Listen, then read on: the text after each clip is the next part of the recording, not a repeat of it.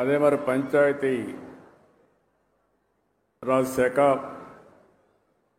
మంత్రివర్యులు, అదే మరిగా ఒక మంచి మిత్రుడు శ్రీ పవన్ కళ్యాణ్ గారు,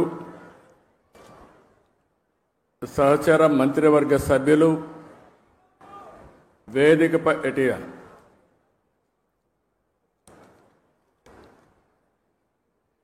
కందుల దుర్గేశం గారు, పొంగూరు నారాయణ గారు, గౌరవ శాసనసభ్యులు తెనాలి శ్రావణ్ కుమార్ గారు, chairman pollution control board Krishnaiah గారు, Amaravati development corporation chairman Lakshmi Parthasarathi గారు, స్పెషల్ సిఎస్ అటవీ శాఖ అనంతరాము గారు, principal chief conservator of forest Ajay Kumar గారు. ఇప్పుడే మీరు చూస్తున్నారు, మొన్నటి వరకు మనం రామయ్య గారిని చూశాం, మొన్నే ఆయన చనిపోయాడు. ఈరోజు నల్లమల అడవుల పరిరక్షణ కోసం జీవితాన్ని అంకితం చేసినటువంటి అంకారావు గారు మనస్ఫూర్తిగా మనందరికీ ఒక స్ఫూర్తి. అలాంటి వ్యక్తి ఇక్కడ ఉన్నాడు. ఇంకొక పక్క chairman environment management corporation Dinesh Reddy గారు, 10వ తరగతి అమ్మాయి, చాలా బాగా చేసింది, మనందరి దగ్గర ప్రతిజ్ఞ చేయించింది కుమారి లావణ్య. నేను ఇప్పుడే అడిగాను అమ్మాయిని, ఏంటమ్మా ఏం చదువుతున్నావు? 10th క్లాస్ అనింది. 10th క్లాస్ అయినాక ఏం చేస్తావని అడిగాను. ఇంటర్మీడియట్లో బైపీసీ అనింది. అంటే డాక్టర్ అవుతావా అంటే తప్పకుండా డాక్టర్ అయి పేద ప్రజలకు సేవ చేస్తానని ఘంటాపదంగా చెప్పింది.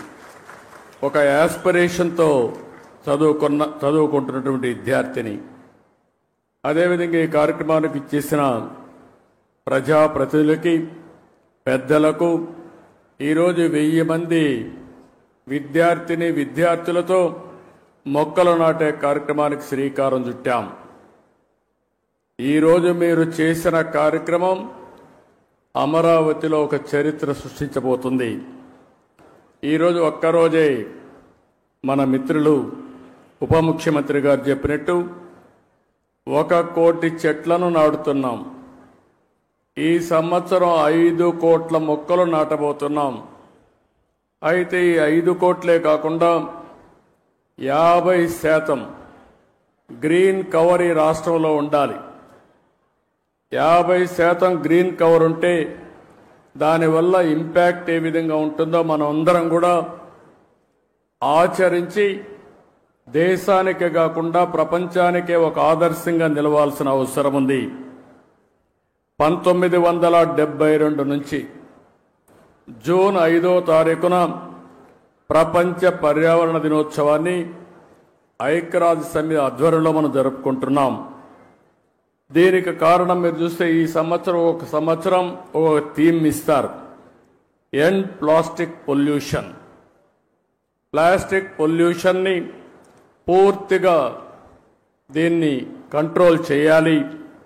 దీనికి ఏ విధంగా రీసైకిల్లో ఇవన్నీ ఉపయోగించాలి అనే విషయంలో అవగాహన పెంచడానికి తీసుకున్నాం. మన రాష్ట్రానికి మనం ఒక్కసారి వస్తే 37,421 చదరపు కిలోమీటర్ల అడవులు ఉన్నాయి. ఇది మొత్తం విస్తీర్ణంలో 22.96%.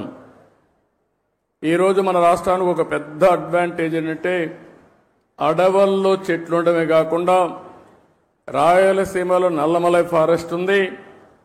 అదే రాయలసీమలో హార్టికల్చర్ పెద్ద ఎత్తున అభివృద్ధి అవుతా ఉంది. ఎప్పుడైతే హార్టికల్చర్ బాగా అభివృద్ధి అయ్యే కొందికి ప్లెయిన్ ఏరియాలో కూడా చెట్లు వస్తున్నాయి. దీనివల్ల గ్రీన్ కవర్ పెద్ద ఎత్తున పెరిగింది. దీనికి ఉదాహరణగా మీరు చూస్తే ఈరోజు రాష్ట్రంలో 30.05% గ్రీన్ కవర్ ఉండే రాష్ట్రం మంది. దీన్ని 50% తీసుకుపోవాలనేది మనందరి లక్ష్యం. ఒకప్పుడు నేను 2 ఏళ్ళు 3 ఏళ్ళు చెట్లు కూడా ఉండేటివి, పెద్ద చెట్లు నాటేవాళ్ళం. ఒకప్పుడు కాంగ్రెస్ పరిపాలనలో మీరు ఒకసారి చూస్తే చెట్లు నాటడం అంటే వాళ్ళకి అవగాహన ఉండేది కాదు. ఫోటో కోసం చెట్టు నాటి ఫోటో అయిపోతానే చెట్టు ఎక్కడుందో కనపడేది కాదు.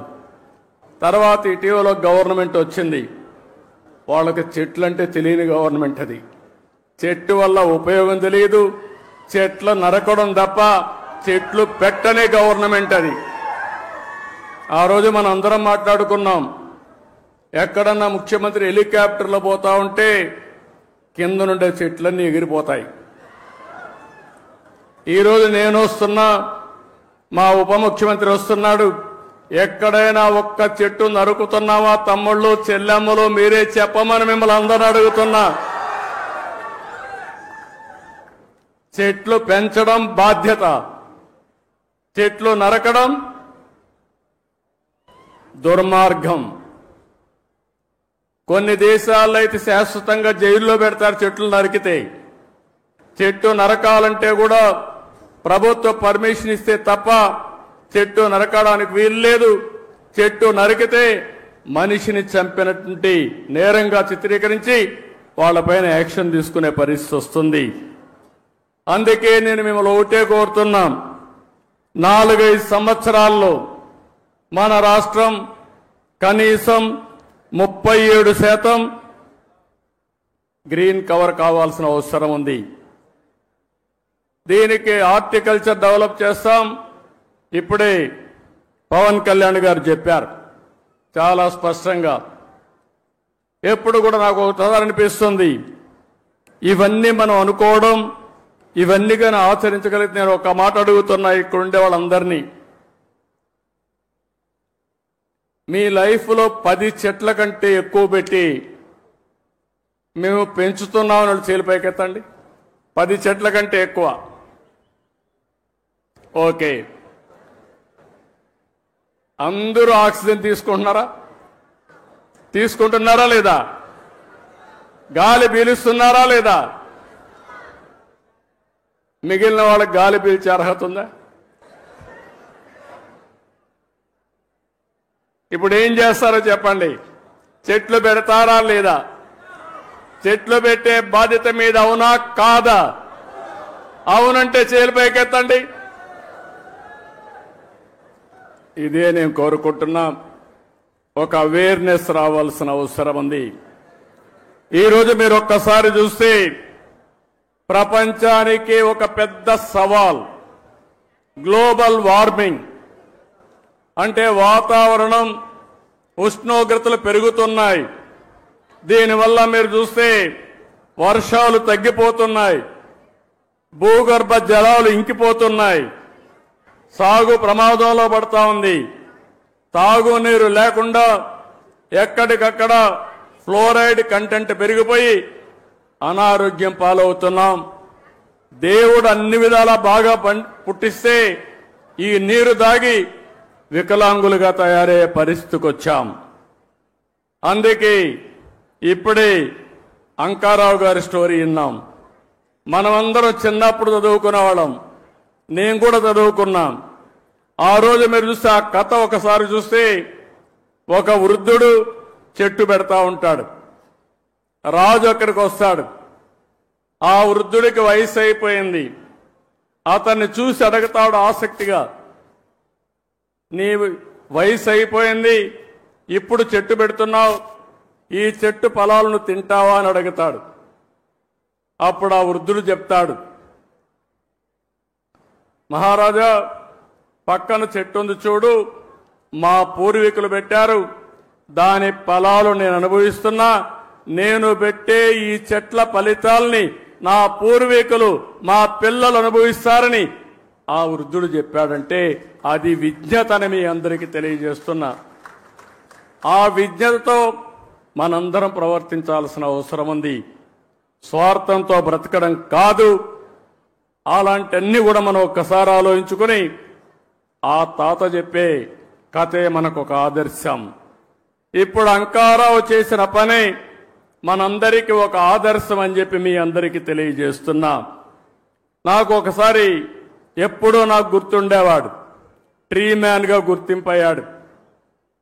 ఆ రోజు పద్మశ్రీ వనజీవి రామయ్య నా దగ్గరికి ఎప్పుడూ వచ్చేవాడు. ఎప్పుడు వచ్చినా ఒక చెట్టు తీసుకొచ్చేవాడు. ఊరూరు తిరిగేవాడు. అందరికీ విత్తనాలు పంచేవాడు. సంవత్సరం వచ్చి నాకు రిపోర్ట్ చేసేవాడు. నేను ఈ కార్యక్రమాలు చేస్తా ఉంటే ఆయన ఎప్పటికప్పుడు ప్రోత్సాహపడి ఉత్సాహవంతుడై రోజుకు ఒక మొక్క నాటేవాడు. ఆయన నాటడమే కాదు, అందరి దగ్గర నాటిచ్చేవాడు. ఆ చెట్లను పెంచే కార్యక్రమాన్ని కూడా ఆయన నిర్వహించాడు. అందుకే కేంద్ర ప్రభుత్వం పద్మశ్రీ అవార్డు ఇచ్చింది. దీన్ని మనస్ఫూర్తిగా నేను అభినందిస్తున్నాను. ఆయన ఒక్కసారి స్మరించుకోవాల్సిన బాధ్యత మనందరిపైన ఉందని చెప్పి కూడా నేను మీకు తెలియజేస్తున్నా. ఈరోజు మనం అందరం కూడా గుర్తుపెట్టుకోవాల్సింది స్వర్ణాంధ్ర, స్వచ్ఛాంధ్ర. స్వర్ణాంధ్ర అనగానే ఏదో ఎక్కువ ఆదాయం రావాలి. నేను అందుకే చాలా స్పష్టంగా చెప్పాను. స్వర్ణాంధ్ర అంటే ఆదాయం పెరగాలి, ఆరోగ్యం బాగుండాలి, ఆనందంగా ఉండాలి. హెల్తీ హ్యాపీ సొసైటీ కోసం మనం పనిచేస్తున్నాం. ఇది జరగాలంటే పర్యావరణాన్ని కాపాడుకోవాలి. పెద్ద ఎత్తున ఈరోజే నేను చూశాను ఒక స్టాల్ కూడా. ఇక్కడ మా మంత్రి నారాయణ గారు ఉన్నారు. ఉప ముఖ్యమంత్రి గారి దగ్గర 2 బాధ్యతలు ఉన్నాయి. ఒకటి మీరు చూస్తే ఎన్విరాన్మెంట్ ఫారెస్ట్ ఉంది. దీనివల్ల మనందరినీ ఆరోగ్యం కాపాడాలంటే ఫారెస్ట్ మినిస్టర్గా ఉప ముఖ్యమంత్రి గారు చాలా కీలకం అని చెప్పి కూడా నేను మీకు తెలియజేస్తున్నా. నా మనసుకు దగ్గరుండే సబ్జెక్టు పర్యావరణం, చెట్లు పెంచే కార్యక్రమం అని చెప్పి కూడా నేను మీకు తెలియజేస్తున్నాను. ఈరోజు ఇక్కడ ఒక విషయం ఆలోచిస్తే, నేను చిన్నప్పుడు హై స్కూల్కి పోయేవాడిని. మా ఊరి నుంచి 6 కిలోమీటర్లు నడవాలి, కొన్ని రోజులు సైకిల్లో పోయేవాడిని. మా ఊర్లో ఒక ఆయన సోషల్ యాక్టివిస్ట్ ఉండేవాడు, కేశవయ్య నాయుడు గారిని. ఆయన పని ఎక్కడన్నా అడవుల్లోకి మేకలు వచ్చినా, అటవీ సంపద ఎవరన్నా కొట్టేస్తా ఉన్నా పిటిషన్లు పెట్టి యాక్షన్ తీసుకునే కార్యక్రమం చేసేవాడు. ఆ రోజు ఒకరోజు మేము వెళ్తా ఉంటే మమ్మల్ని అందరినీ పిలిచి ఇది కాపాడాలి, మీ సహకారం కావాలని చెప్పి మా దగ్గర ఫారెస్ట్ ఆఫీసర్లకు ఫోన్లు చేపించాడు, మా దగ్గర లెటర్లు పెట్టించాడు. దానివల్ల ఫారెస్ట్ ఆఫీసర్లు వచ్చి ఇమీడియట్గా యాక్షన్ తీసుకునేవాళ్ళు. అంటే ఒక పర్యావరణాన్ని కాపాడడం కోసం విద్యార్థుల్లో స్ఫూర్తి నింపిన వ్యక్తి కేశవయ్య నాయుడు. అలాంటి వ్యక్తి ఇప్పుడు కూడా నాకు జ్ఞాపకం ఉంటాడని చెప్పి మీ అందరికీ తెలియజేస్తున్నా. మీలో కూడా గుర్తుపెట్టుకోవాలి, పిల్లలు బాగా చదువుతున్నారు, నాలెడ్జ్తో ముందుకు పోతున్నారు. భవిష్యత్ అంటే ఒక చదివే కాదు, నాలెడ్జే కాదు, మనం అన్ని రంగాల్లో అభివృద్ధి కావాల్సిన అవసరం ఉంది. ఈరోజు ప్లాస్టిక్ ఉంది, చాలా ప్రమాదకరం. నిన్నే మా కృష్ణయ్య గారు ఒక ఆర్టికల్ రాశాడు, చూశాను. అడవుల్లో ఉండే ఏనుగులు కూడా ప్లాస్టిక్ తిని చనిపోతే దాన్ని పోస్ట్ మార్టం చేస్తే కొన్ని కేజీలు ప్లాస్టిక్ పేరుకుపోయి ఉంది. అంటే ఎంత ప్రమాదం మీరు ఆలోచించండి. ఈరోజు మనం తినే తిండి కూడా ప్లాస్టిక్ అంతా ఉపయోగించిన తిండి మనం తింటున్నాం. మన పొలాలకేసి అవి అదే విధంగా తయారయ్యే పరిస్థితి వచ్చింది. మన పశువులు కూడా ఈ ప్లాస్టిక్ ఇవన్నీ తిని ఆ పాలు మనం తాగుతున్నామంటే ఎంత వాతావరణాన్ని కాలుష్యం చేస్తున్నామో మనం గుర్తుపెట్టుకోవాల్సిన అవసరం ఉంది. అందుకే ఈ ప్రభుత్వం స్పష్టంగా స్వచ్ఛ ఆంధ్రప్రదేశ్ 3వ శనివారం నిర్వహిస్తున్నాం. నేను ఒకటే మీకు హామీ ఇస్తున్నా, రాష్ట్రంలో ఎక్కడ కూడా చెత్త కాదు, చెత్త నుంచి సంపద సృష్టించే అవకాశం మనకుందని చెప్పి కూడా నిరూపిస్తామని మరొక్కసారి మీ అందరికీ విజ్ఞప్తి చేస్తున్నాను. అందుకే ఈరోజు చూస్తే గుంటూరులో మీరు చూస్తున్నారు, చెత్త నుంచి ఎనర్జీ కరెంట్ ఉత్పత్తి చేసే ప్లాంట్ పెట్టాం, విశాఖపట్నంలో పెట్టాం. ఇప్పటికీ అన్ని ప్లాంట్స్ పెట్టి కంప్లీట్ చేసేవాళ్ళం. కానీ గడిచిన ప్రభుత్వం దీనిపైన కూడా సీతకన్నేశారు. దీనివల్ల ఇబ్బంది పడ్డాం. ఈరోజు నేను ఒకటే హామీ ఇస్తున్నాను, రాబోయే 3 సంవత్సరాల్లో ఇంకా ఒక 3 వేస్ట్ టు ఎనర్జీ ప్లాంట్స్ వస్తాయి. పట్టణ ప్రాంతాల్లో 90% చెత్తంతా తీసి, పొడి చెత్త తీసి ఎనర్జీగా చేసే పరిస్థితి వస్తుంది. రెండోది, గ్రామీణ ప్రాంతాల్లో మిమ్మల్ని అందరినీ ఒకటే కోరుతున్నాను, ఏదైతే ఇంత మునిపి వేస్ట్ కాంపోస్ట్ కింద కొన్ని సెంటర్లు పెట్టాం. ఇక్కడి నుంచి ప్రతి ఒక్క ఇంటి దగ్గర చెత్త కలెక్ట్ చేయాల్సిన అవసరం ఉంది. అందులో నుంచి ప్రోడక్ట్స్ అన్ని సెగ్రిగేట్ చేయాలి. ఏది కూడా వేస్ట్ కాదు, అన్ని రీసైక్లింగ్ ఉపయోగపడతాయి. ఈరోజు ప్లాస్టిక్ని మళ్ళా ప్లాస్టిక్ గాని ఇప్పుడే ఒక ఎగ్జిబిషన్ పెట్టారు, అనేక వస్తువులు తయారు చేస్తున్నారు. ఒక పక్క మన వరి నుంచి కూడా ఏదైతే వేస్ట్ ఉందో గడ్డితో కూడా కరెంట్ ఉత్పత్తి చేయడం, లేకుంటే బయోఫ్యూయల్ తయారు చేయడం అవకాశాలు ఉన్నాయి. ఈ విధంగా ఏదైనా పెంకులుంటే, సీసం ఉంటే మళ్ళా రీసైక్లింగ్ ఉపయోగించుకుంటాం. ఈవన్ మన కార్లకు ఉపయోగపడే వేస్ట్ ఏదైనా ఉంటే అలాంటి వేస్ట్ కూడా ఇంజన్లు కానీ అవన్నీ రీసైక్లింగ్ ఉపయోగపడే పరిస్థితి వస్తుంది. దీన్నే సర్క్యులర్ ఎకానమీ అని పిలుస్తున్నాం. రాబోయే 1 సంవత్సరంలో ఇవన్నీ కూడా డెమాన్స్ట్రేట్ చేసి ఆంధ్రప్రదేశ్ రాష్ట్రంలో ఏది వేస్ట్ కాదు, వేస్ట్ నుంచి సంపద సృష్టించే మార్గానికి అవసరమైన ఇన్సెంటివ్స్ ఇచ్చే బాధ్యత ఈ ప్రభుత్వాన్ని చెప్పి మరొక్కసారి మీ అందరికీ తెలియజేస్తున్నా. ఎందుకు నేను ఈ మాట వాడుతున్నానంటే, ఇది ఎవ్వరికి అనుకుంటూనే ఉన్నాం, శ్రద్ధ పెట్టడం లేదు, ప్రభుత్వాలు పాలసీలు తేవడం లేదు, మీరు కూడా పట్టించుకోకుండా మన అనారోగ్యానికి మనమే కారణం అవుతున్నాం. ఈరోజు ఈ యొక్క రీసైక్లింగ్ సర్క్యులర్ ఎకానమీకి ఇప్పటికే 87 మున్సిపాలిటీల్లో 157 ఆర్ఆర్ సెంటర్లు కూడా ఏర్పాటు చేశాం. ఇదే కార్యక్రమానికి రాబోయే రోజుల్లో 17 కార్పొరేషన్లు వచ్చే జూలై 5 నాటికి, ఇప్పటికైతే అక్టోబర్ 2కు 17 కార్పొరేషన్లు వస్తున్నాయి. వచ్చే ఏడాది జూన్ 5కి మొత్తం రాష్ట్రాన్ని సింగిల్ యూజ్డ్ ప్లాస్టిక్ రహితంగా మారుస్తాం. ఇలాంటి కార్యక్రమాలతో ముందుకు పోతున్నాం. ఇంకోటి కూడా మీ అందరికీ విజ్ఞప్తి చేస్తున్నాం. ఈరోజు మనందరం కూడా ఒక ఆలోచన చేయాలి. ఇంట్లో పొడి చెత్త వస్తుంది, తడి చెత్త వస్తుంది. పొడి చెత్త మీరంతా కూడా వేరు చేసి అవసరమైతే తడి చెత్తని మీ ఇంట్లోనే కాంపోస్ట్గా తయారు చేసుకుని మీరు రూఫ్ టాప్ గార్డెన్ కానీ, ఇంట్లో కిచెన్ గార్డెన్ కానీ ఇవన్నీ పెట్టుకొని మీరే కావాల్సినటువంటి కూరగాయలు పండించుకునే అవకాశం వస్తుంది. ఇది కూడా ప్రతి ఒక్కరూ చేయాల్సిన అవసరం ఉంది. పొడి చెత్త కలెక్ట్ చేసుకుని రీసైక్లింగ్ పంపిస్తాం. దీనికి కూడా కొన్ని సెంటర్లు కూడా ఏర్పాటు చేస్తున్నాం. ఎక్కడికక్కడ ఆ సెంటర్లు చేసి ఎక్కడ కూడా రోడ్డు మీద ఏ వేస్ట్ కనపడకుండా పూర్తి చేసే బాధ్యత ప్రభుత్వం తీసుకుంటాం. ఈరోజు ఒక ఉదాహరణ మీరు చూస్తే ఈ విషయంలో అందరం కూడా అప్రమత్తంగా ఉండాల్సిన అవసరం ఉంది. ఈరోజు చికెన్ ఉంది, ఎముకలున్నాయి, ఇలాంటి వేస్ట్ అంతా కూడా ఎక్కడంటే అక్కడ వేసి ఇవన్నీ తీసుకుపోయి ఏది చేపలు పెంచుతున్నారో వాటికి ఆహారంగా వేస్తున్నారు. దీనివల్ల చాలా వరకు నష్టం జరుగుతూ ఉంది. చేపలు కూడా అనారోగ్యం పాలవుతున్నాయి, పెరిగిన కలుషితమైన వాతావరణాలు పెరుగుతున్నాయి. దీనివల్ల మనకు నష్టం వస్తూ ఉంది.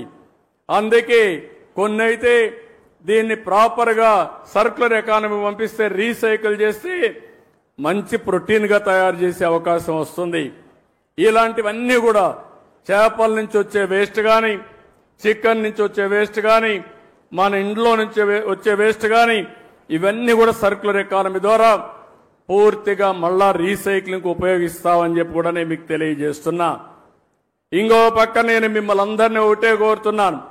ఉప ముఖ్యమంత్రి గారు ఒకటి చెప్పారు, నేను ఆయన్ని వాచ్ చేస్తున్నాను. మంచి మిత్రుడైన ఇటీవల కాలంలో మేమందరం కలిసి పనిచేశాం. ఫస్ట్ టైం మీరు చూస్తే తెలుగుదేశం జనసేన బీజేపీ కలిసి పోటీ చేస్తే బంపర్ హిట్ అయింది. సక్సెస్ రేట్ 94% గెలిచాం. ఇది ఒక చరిత్ర. అది నిన్నటికి 1 ఇయర్ అయింది. నిన్న 1 ఇయర్తో ఎప్పుడు కూడా జూన్ 4వ తారీఖు ఆంధ్ర రాష్ట్రం విధ్వంసం నుంచి ఏదైతే రాష్ట్ర పునర్నిర్మాణం వైపు ప్రయాణం ప్రారంభించాం, ఒక సంవత్సరంలో అనేక కార్యక్రమాలు మనం చేసుకొని ముందుకు పోతున్నాం. ఈరోజు వినూత్నమైన కార్యక్రమాలకి శ్రీకారం చుట్టాం. ఒకటి మీరు చూస్తే సర్క్యులర్ ఎకానమీ, 2 మీరు చూస్తే ఎక్కడికక్కడ చెట్లు పెట్టే కార్యక్రమం. ఈరోజు మనం డిప్యూటీ సీఎం గారు చెప్పినట్టు నేను ఒకటే ఆశిస్తున్నాను, అన్ని ఫారెస్ట్ ఏరియాల్లో నేను ఇప్పుడే కాదు ఇంత మునిపే అనేక కార్యక్రమాలు చేశాను. ఇప్పుడే అంకారావు గారు ఒక మాట అన్నాడు, చదువుకుంటూ ఆ రోజుల్లో ఇంకుడు గుంతల మాట విన్నాడు, చెట్లు పెట్టే కార్యక్రమం విన్నాడు, ఇంకో పక్క వనము మనం అనే కార్యక్రమం విన్నాడు, వన సంరక్షణ సమితులు పెట్టాం. ఇలాంటి అనేక వినూత్నమైన కార్యక్రమాలతో రిడ్జ్ టు వ్యాలీ కాన్సెప్ట్ పెట్టాం. ఫారెస్ట్ ఏరియా చుట్టూరంతా కూడా కంటోర్ ట్రెంచెస్ కొట్టాం. అదే మరి ఫారెస్ట్ లో చెక్ డ్యాములు కట్టాం. ఫారెస్ట్ లో ఎక్కడికక్కడ ఇంకుడు గుంతలు పెట్టి అక్కడ పడిన నీళ్ని అక్కడనే భూగర్భ జలాలుగా మార్చాం. ఇంకో పక్క ఫారెస్ట్ ఏరియాలో మూలికలతో గార్డెన్స్ పెట్టే కార్యక్రమానికి శ్రీకారం చుట్టాం. ఇలాంటి అనేక కార్యక్రమాలతో మనం ముందుకు పోయాం. ఈరోజు ఆ స్ఫూర్తిని మళ్ళా తీసుకొద్దాం. ఈరోజు నల్లమలై ఫారెస్ట్ ఉంది. ఔషధ మొక్కలకు నల్లమలై ఫారెస్ట్ ఒక బ్రహ్మాండమైన కేంద్రం.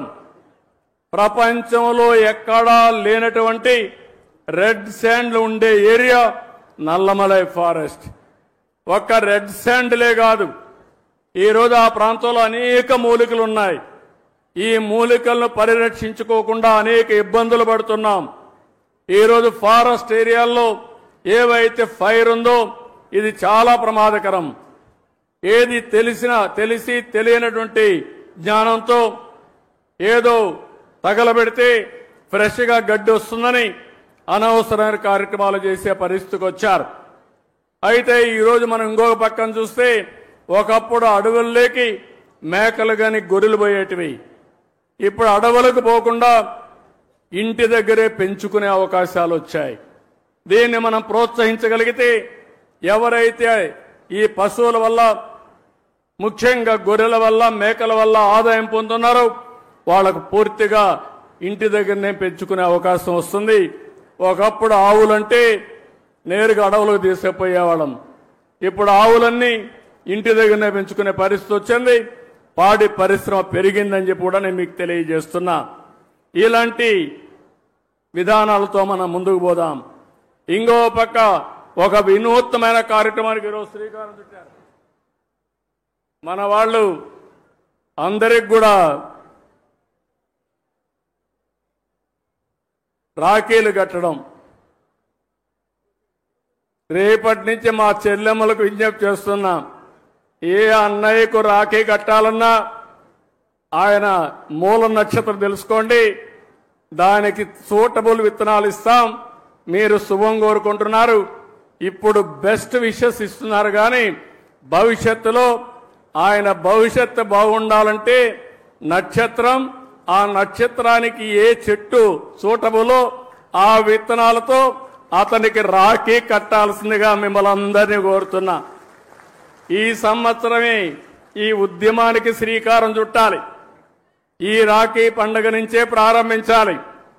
ఎవరు కూడా అందరూ రాఖీలు తయారు చేసే వాళ్ళందరికీ విజ్ఞప్తి చేస్తున్నా, నక్షత్రం, చెట్టు పేరు, విత్తనం పేరు, ఈ రెండే ఉంటాయి.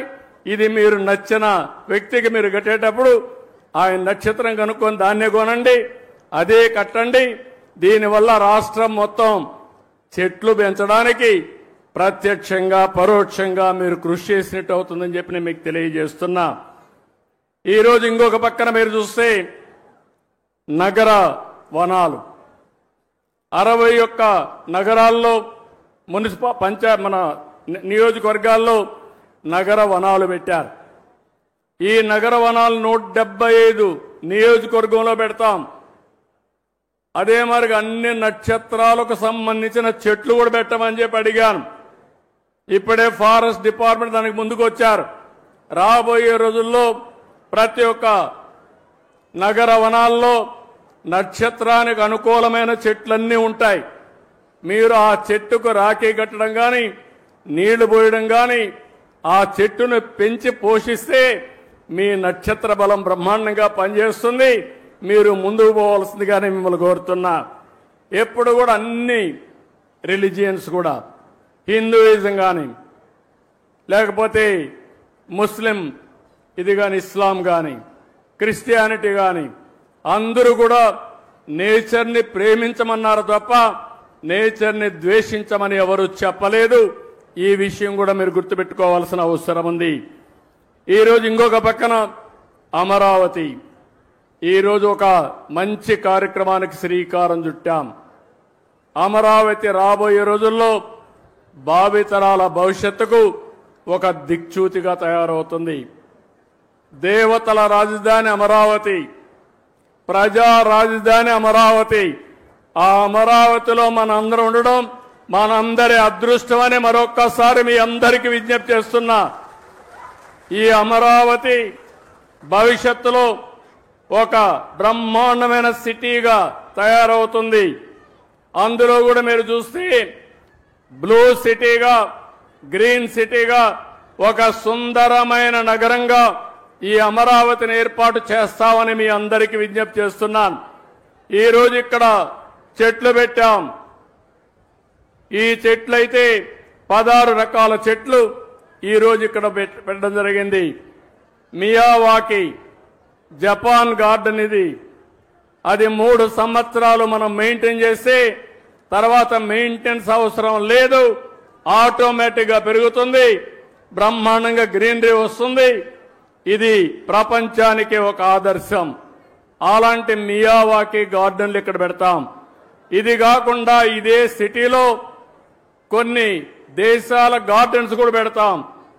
ఒక పక్కన మీరు చూస్తే చైనీస్ గార్డెన్ కానీ, కొరియా గార్డెన్ కానీ, జపాన్ గార్డెన్ కానీ ఇలాంటి వివిధ దేశాల్లో మంచి గార్డెన్స్ ఉంటే అవన్నీ తీసుకొచ్చి ఇక్కడ అభివృద్ధి చేసే పరిస్థితి తీసుకొస్తాం. దీనివల్ల చాలా వరకు ఉపయోగం వస్తుంది. పర్యాటక రంగం పెరిగే అవకాశం వస్తుంది. ఇంకొక విషయం మీ అందరికీ విజ్ఞప్తి చేస్తున్నాను. ఒకప్పుడు కరెంటు లేని పరిస్థితి, ఈరోజు మనం ఇంటి దగ్గరనే కరెంటు ఉత్పత్తి చేసుకునే పరిస్థితి. దీనివల్ల పర్యావరణం పరిరక్షించబడుతుంది. నేను అందుకనే ఒక పాలసీ కూడా కేంద్రం తీసుకొస్తే దాన్ని అమలు చేస్తున్నాం. ఎస్సీలకు అందరికీ 2 కిలోవాట్లు అంటే 240 మెగావాట్లు కరెంటు ఉచితంగా ఏర్పాటు చేసుకోవడానికి ఏర్పాటు చేస్తాం. వాళ్ళ కరెంటు మిగిలితే గ్రిడ్కి ఇవ్వచ్చు, వాళ్ళ కరెంటు అవసరమైతే తిరిగి తీసుకోవచ్చు. వాళ్ళు ఉపయోగించుకున్న దానికంటే ఎక్కువ కరెంటు ఉత్పత్తి అయితే డబ్బులు ఇచ్చే ఏర్పాటు కూడా చేస్తాం. వెనుకబడిన వర్గాలకి దగ్గర 98,000 రూపాయలు సబ్సిడీ ఇస్తాం. 3 కిలోవాట్లు పెట్టుకోవచ్చు. ఆ తర్వాత కరెంటు ఛార్జీలు కట్టే పరిస్థితి ఉండదు.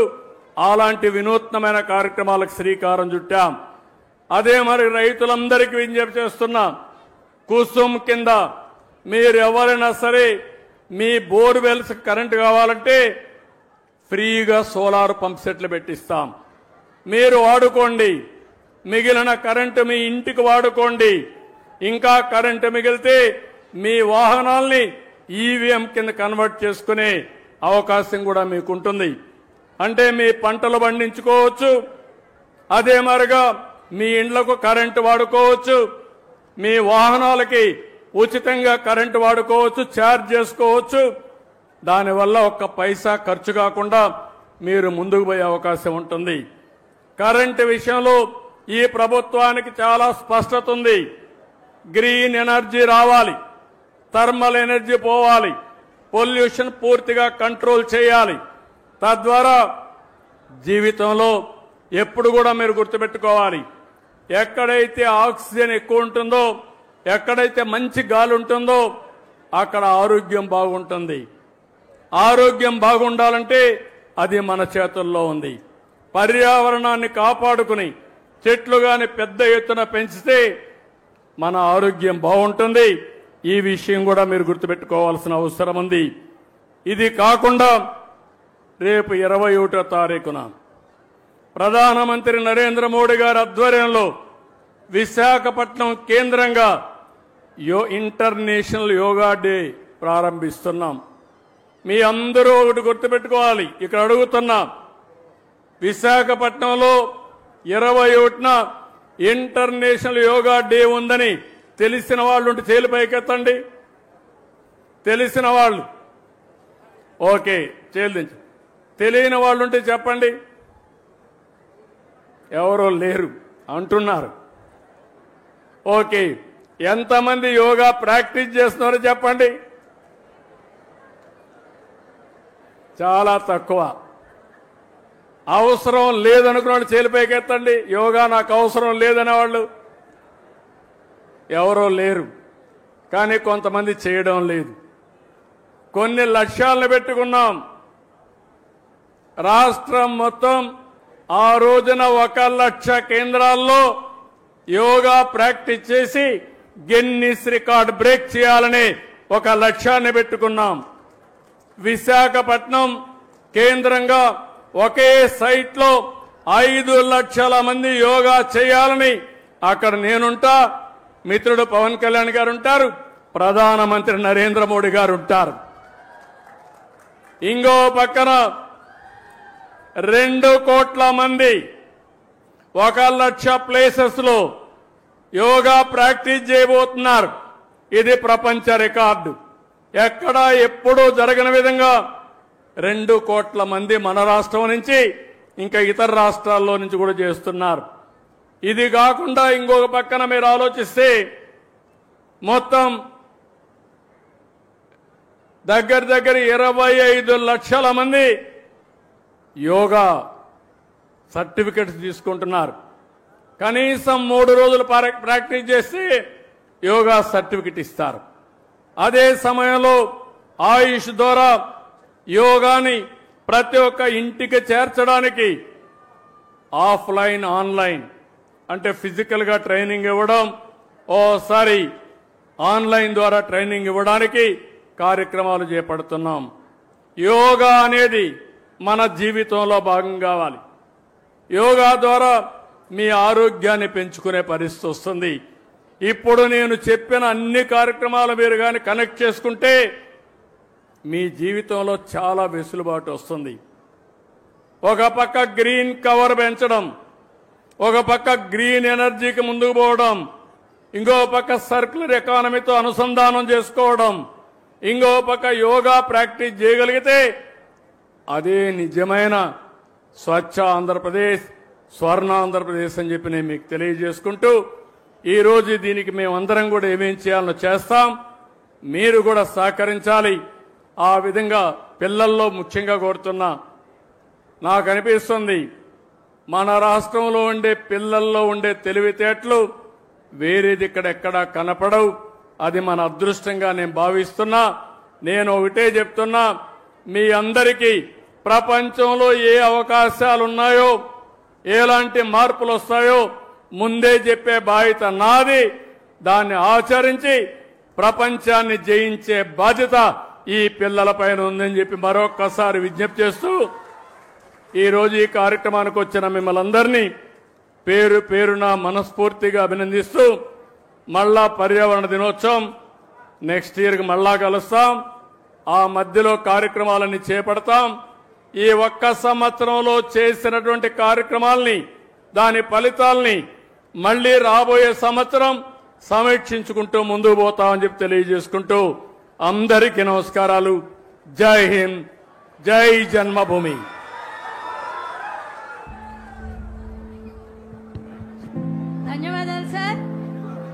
Artificial intelligence, computer, quantum computing, artificial intelligence, drones తో ఆంధ్రప్రదేశ్ ను ప్రపంచ ప్రఖ్యాతగా విఖ్యాతగా మారుస్తున్న మన అధినేత శ్రీ చంద్రబాబు నాయుడు గారికి సత్కారం చేయవలసిందిగా, ఒక తీపి జ్ఞాపకం ఇవ్వాల్సిందిగా మన అధికారులను కోరుతున్నాను.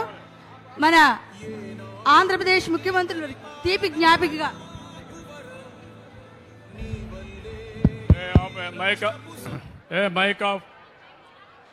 ఇప్పుడు ఇక్కడ అందరూ ఉన్నారు. అంకారావు గారికి సన్మానం చేస్తాం. నేను మా యొక్క ఇక్కడ అనంతరాములు గారు ఉన్నారు, మా ప్రిన్సిపల్ కన్జర్వేటర్ ఆఫ్ ఫారెస్ట్ ఉన్నాడు. ఇదే మరిగా ఏదైతే ఫారెస్ట్ సర్వీస్ ఒకటి ఉంది, ఐఎఫ్ఓ ఐఎఫ్ఎస్ ఇండియన్ ఫారెస్ట్ సర్వీస్ ఉంది. కానీ అంకారావుకి ఐఎఫ్ఎస్ లేదు. కానీ నిజమైన ఐఎఫ్ఎస్ ఆఫీసర్ కంటే ఎక్కువ పనిచేసిన వ్యక్తి, అడవుల్ని పరిరక్షించిన వ్యక్తి, పరిరక్షిస్తున్న వ్యక్తి అంకారావు. ఒప్పుకుంటారా అని మిమ్మల్ని అడుగుతున్నా. అందుకే అంకారావుని రాష్ట్ర ప్రభుత్వ సలహాదారుగా ఫారెస్ట్ పర్యావరణ కోసం నియామకం చేస్తున్నాం. అంటే ఈ రోజు నుంచి ఆర్డర్ ఇష్యూ చేస్తాం. ఆయన నల్లమలై ఫారెస్ట్ కాపాడతాడు, ఆయన ఆలోచనలన్నీ అమలు చేస్తాడు, మేమిచ్చే స్ఫూర్తిని కూడా తీసుకుంటాడు. డిప్యూటీ సీఎం గారు ఇచ్చే ఆదేశాలు తీసుకుని నల్లమలై ఫారెస్ట్ కాపాడమే కాకుండా రాష్ట్రం మొత్తం ఈ చెట్లు, నీ ఆశలు ఏవైతే ఉన్నాయో, ఇంతవరకు నువ్వు మాటల్లో చెప్పావు, నువ్వు సింగిల్ గా పోరాడావు. ఇప్పుడు ప్రభుత్వం పూర్తిగా సహకరిస్తుంది. చేసి నిరూపించుకునే బాధ్యత అంకారావు నీ పైన పెడుతున్నా, చేయాలని మరొక్కసారి నీకు విజ్ఞప్తి చేస్తున్నా. Okay, that's good. ధన్యవాదాలు సార్. ఇప్పుడు గౌరవ ముఖ్యమంత్రి వర్యులు నారా చంద్రబాబు నాయుడు గారికి సత్కారం చేయవలసిందిగా మన అధికారులను ఒక తీపి జ్ఞాపిక సత్కారం. Sir, artificial intelligence, quantum computing, డ్రోన్లు,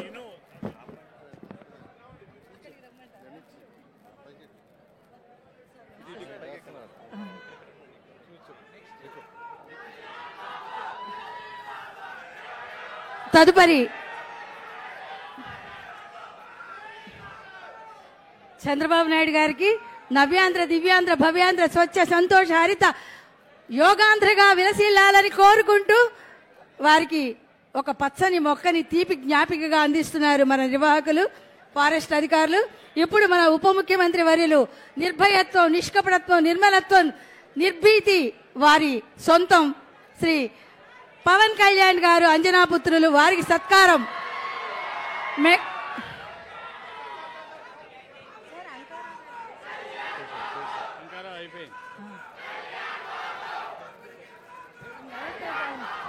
ధన్యవాదాలండి. మీ రాక ఈ వేదికకు బంగారు కానుక. మీరు ఎప్పుడు ఇలాగే రావాలి, ఇదే మా కోరిక. కలిమి, బలిమి, చెలిమి, కూరిమి, ఓరిమితో మేలిమిలా ఆంధ్రప్రదేశ్ కలకల మిలమిలా తలతలలాడాలి. అనంతవరం ఇవాళ సుసంపన్నం చేసిన అందరికీ ధన్యవాదాలు, నమస్సుమాంజలి. జాగ్రత్తగా ఇంటికి వెళ్ళండి, ఇళ్లకు జాగ్రత్తగా వెళ్ళండి, జాగ్రత్తగా వెళ్ళండి. పలుతరములు మము పరిపాలించర స్వామికుడా, నవయుగమేధో సైనికుడా, సమయము తెలియని సేవకుడా, యువన వ్యాంధ్రకు ప్రగతిని చూపర సాధకుడా, వైతాళికుడా.